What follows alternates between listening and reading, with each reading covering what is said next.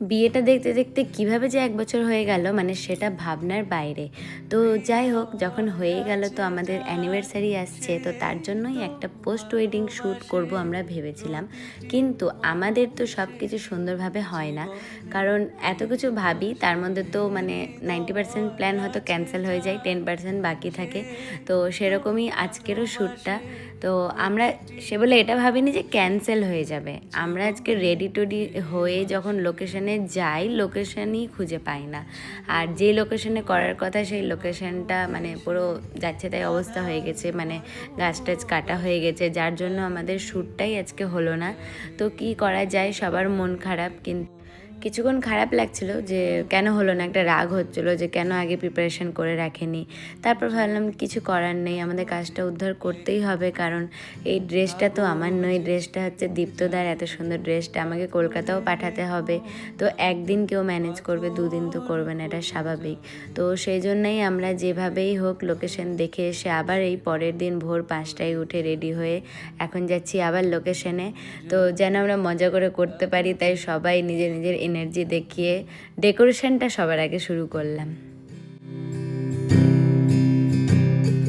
হৃদয় আছে যার, সেই তো ভালোবাসে প্রতিটি মানুষেরই জীবনে প্রেম আসে। হৃদয় আছে যার।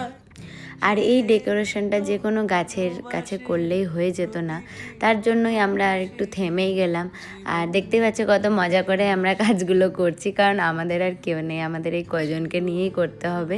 আমরাই শ্যুট করছি, আমরাই ডেকোরেশন, আমরাই মডেল, আমরাই ফটোগ্রাফার, বুঝতেই পারছো, আমরাই মেকআপ আর্টিস্ট। তো যাই হোক, এভাবেই আমরা করে নিচ্ছি বুদ্ধি করে। আর এই তো এখন লাস্টের দিকে, জানি না কেমন লাগবে। আর আমাদের তো ছবি ভিডিও সব হয়ে গেছে পোস্ট করা, তোমরা অবশ্যই আমাদের ফেসবুক ইনস্টাগ্রামে গিয়ে দেখে এসো। আর কেমন লাগছে সেটা অবশ্যই জানিও যে আমাদের এই কনসেপ্টটা তোমাদের কেমন লাগছে।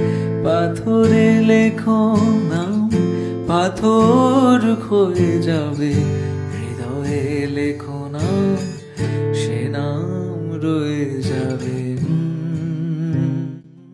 কাউকে সাজিয়ে শ্যুট করানো আর নিজে সেজে সেই জায়গায় দাঁড়ানো, সেটা কিন্তু খুব চাপের হয়ে যায়, বুঝতেই পারছো। মানে এইভাবে করে পোজ দেওয়া ই করা আমরা তো আর অভ্যস্ত না, তাও কোনো রকমে বার করতে হবে ব্যাপারটা। সেই জন্যই আমরা যতটা পারি সবাই নিজের নিজের চেষ্টাটা দেখাচ্ছি।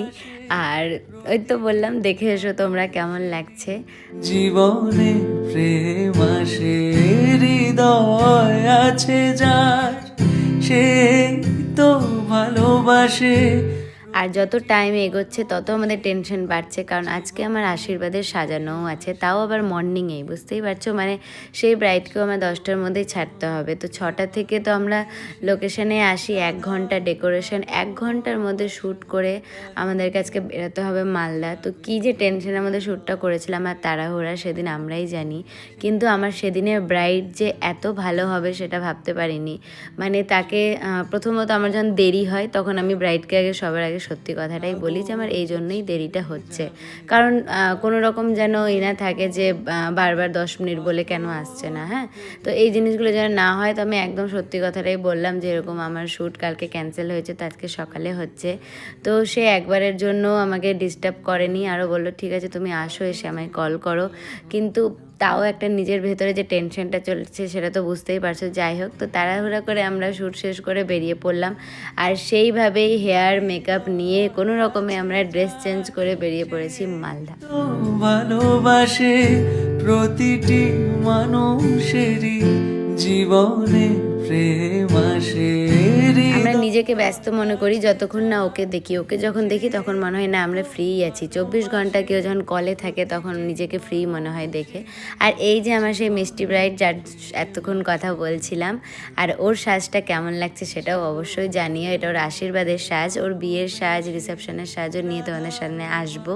তো সবগুলোই দেখো। আর উল্টো দেখো, আমাকে একটা চকলেট গিফট করেছে। ও মা, আমি তো মানে দেখে পাগল যে একে তো আমি দেরি করেছি, তার মধ্যে আবার আমাকে এতটা ভালোবাসা। আরও বলছে তোমার যেন টেনশন না হয় তার জন্য নিয়ে এসেছি, মানে আলাদাই লেভেলের ভালোবাসা। আর তারপরে চলে আসে আমরা একটা স্টুডেন্ট প্রোডাক্ট নিতে।